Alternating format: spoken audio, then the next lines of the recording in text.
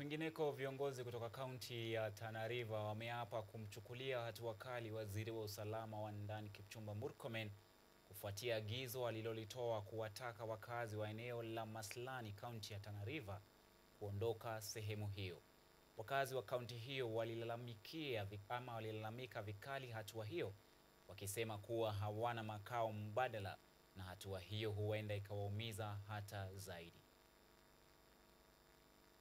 Mzozo wa ardhi baina ya serikali na wananchi unazidi kutokota katika kaunti ya Tana River. Wakazi wa kaunti hiyo wakimtaka waziri wa usalama wa ndani Kipchumba Murkomen kufutilia mbali ilani aliyoitoa kuwataka wakazi kuondoka katika eneo la Masalani huko Tana River. Huyu Murkomen aondoe hii gazette notice bila kusita, na tunakataa kuchukuliwa ardhi yetu bila sisi kuhusishwa.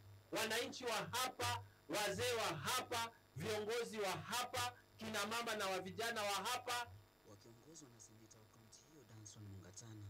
Wakazi hao wameapa kutokubali ardhi yao kuchukuliwa pasi wao kuhusishwa kikamilifu, wakitaja hatua ya waziri hiyo kuwa ukiukaji mkubwa wa haki za kibinadamu.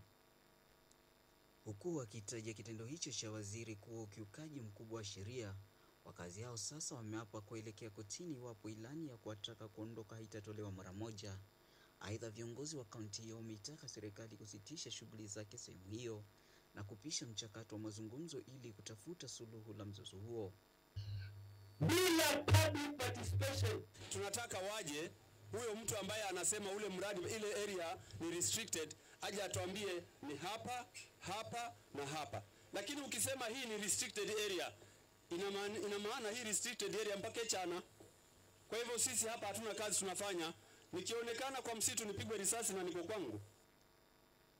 Mnamo tarehe 16 mwezi Mei, serikali kupitia waziri wa usalama wa ndani Kipchumba Murkomen ilitoa ilani kwenye gazeti rasmi la serikali kuwataka wakazi wanaoishi sehemu ya Masalani kuondoka na kuweka eneo hilo chini ya ulinzi wa kitengo cha ujasusi nchini. Sisi kama watu wa Tana River tumewekwa nyuma sana. Mwalimu amesema hapa na amesema ukweli. Unasikia watu wanapewa ma title deed kaunti nyingine, lakini ikifika hapa Tana River unakwambia kwamba it is very big. Sasa kwa sababu ni kubwa sana, inataka programu yake. Kwenye kikao na waandishi wa habari Alhamisi wiki iliyopita, Mungatana alitishia kwamba bunge la seneti kumuita mbele ya kamati ya ardhi waziri Murkomen, akiongeza kuwa atatumia asasi zote za kisheria kupinga unyakuzi wa ardhi katika kaunti ya Tana River. Stephen Masharu, KU, Nairobi.